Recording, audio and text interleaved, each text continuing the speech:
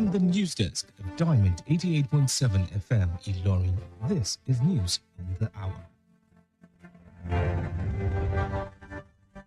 In the headlines, IGP Disu to visit Kwara over rising insecurity. Omar Gambari declares governorship ambition under Kwara PDP. Fire breaks out at head of civil service office in Abuja. On the foreign scene, China opposes targeting of Iran's new supreme leader. In sports news, Super Eagles striker Adams relieved after ending Sevilla goal drought. A very wonderful afternoon to you, and thank you for staying with us on Diamond 88.7 FM Ilorin. This is News on the Hour. I am NEDU OKORIE. We'll bring you details of the news after this break. Do stay with us. Any opportunity in this country, I don't lose hope. Oh my God, jackpot. Leaving the country may not be the solution that you think it is. Don't make leaving Nigeria the only solution to your life challenges. Japa because you want to, but stop raising it as a solution to national issues that you can work on and fix. Nigeria will always be your home, and together we can make it better. This message is reaching you from Diamond 88.7 FM Ilorin.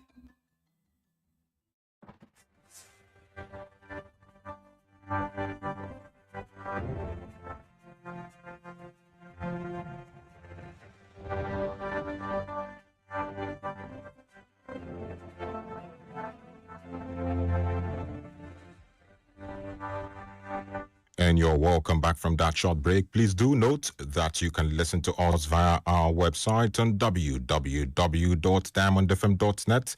You can also watch us live on YouTube at Diamond FM Ilorin. Now the news in detail. The Inspector General of Police, Olatunji Rilwan Disu, is expected to visit Kwara State to assess the security situation in parts of the state affected by recent incidents of insecurity. His visit to Kwara is part of efforts by the police leadership to strengthen security strategies and improve responses to threats in vulnerable areas. Diamond FM gathered that the IGP will tour several communities experiencing security concerns, including Woro and Kayama, among others. During the visit, he is also expected to interact with security personnel and local stakeholders to review measures aimed at restoring peace and stability in the affected areas. And still from Kwara State, Omar Bolaji Gambari has declared his intention to contest for the governorship of Kwara State under the People's Democratic Party, PDP, ahead of the 2027 general elections. Gambari made a declaration on Monday during a press briefing in Ilorin, the state capital, where he formally announced his entry into the race. During the announcement, Gambari said his mandate would be driven by what he described as the 5 Ps: people, protection, prosperity, politics, and partnership. He also emphasized the importance of tackling insecurity, pledging to address the challenge through improved intelligence gathering, modern security techniques, and a combination of kinetic and non-kinetic strategies. Gambari further outlined plans to promote balanced development by establishing Kwara North and Kwara South Development Commissions, noting that the bodies would be managed by sons and daughters of the respective zones to drive grassroots development.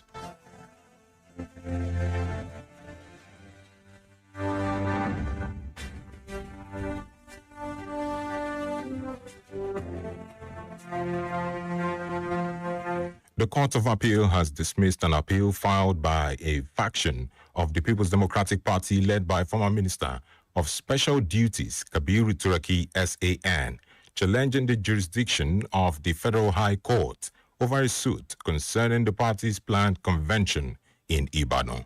A 3-member panel of the appellate court delivered the judgment while ruling on 9 harmonized appeals filed by the Turaki-led faction. The appeals sought to overturn an earlier order restraining the party from holding its proposed national convention, earlier scheduled for November 14 and 15, 2025. In a unanimous decision, The court upheld the ruling of the lower court, affirming the Federal High Court had the authority to hear the case. It also sustained the order preventing the INEC from validating the proposed convention, rejecting the claim that the matter was purely an internal party dispute.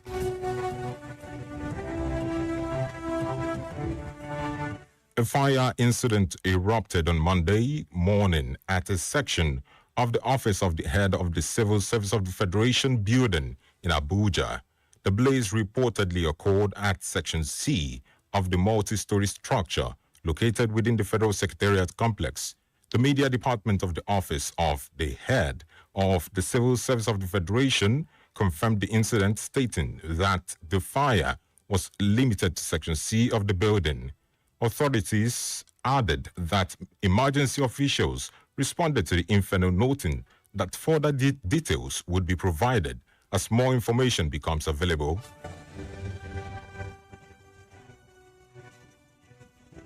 And lastly, on the local scene, the African Democratic Congress ADC has criticized Senate President Godswill Akpabio over comments dismissing the opposition's objections to the Electoral Act 2026, claiming the National Assembly had done the right thing. Akpabio, while speaking during a reception for the wife of the president, Mrs. Remi Tinubu, in Uyo, Akwa Ibom State on Saturday, said he was excited whenever opposition parties complained about legislation passed by the Senate, insisting it confirmed that lawmakers had taken the right decision. However, the ADC, in a statement issued by its National Publicity Secretary, Malam Bolaji Abdullahi, said opposition parties did not complain for the sake of it.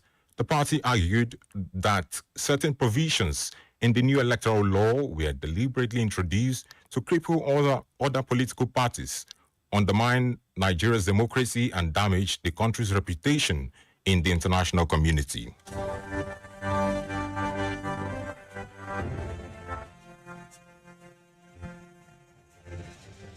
The news is reaching you from Diamond 88.7 FM Ilorin. We're now going to break, and when we return, we'll bring you foreign news where China opposes targeting of Iran's new supreme leader. Please stay with us. We'll be right back.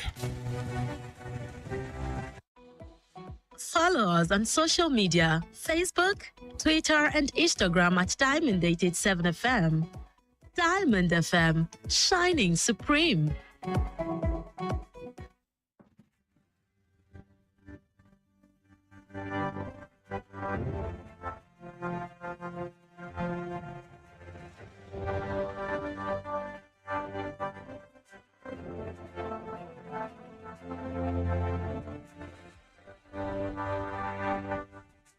And you're welcome back from the breakers to listening to the news on the hour, reaching you from Diamond 88.7 FM Ilorin.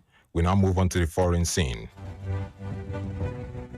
China on Monday said it opposes any attempt to target Iran's newly named supreme leader, Mojtaba Khamenei, following the killing of his father, Ali Khamenei, during the first wave of United States and Israeli strikes on Iran.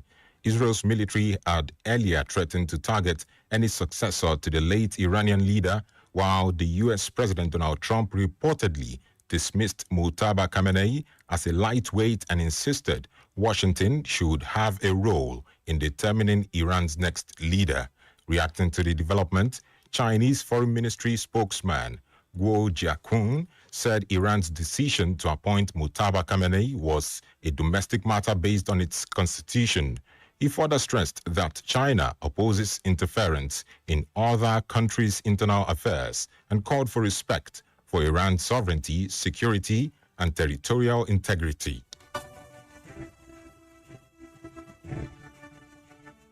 And in sports news, Sevilla striker Akko Adams has expressed relief after ending his 5-match goal drought in the Spanish La Liga. The Nigerian international was on target in Sevilla's 1-1 home draw against Rayo Vallecano at the Ramon Sanchez Pizjuan on Sunday night, scoring his 7th league goal of the season. Adams, who has endured a difficult run in front of goal in recent weeks, said he was pleased to find the net again, but stressed that the team's success remains his top priority.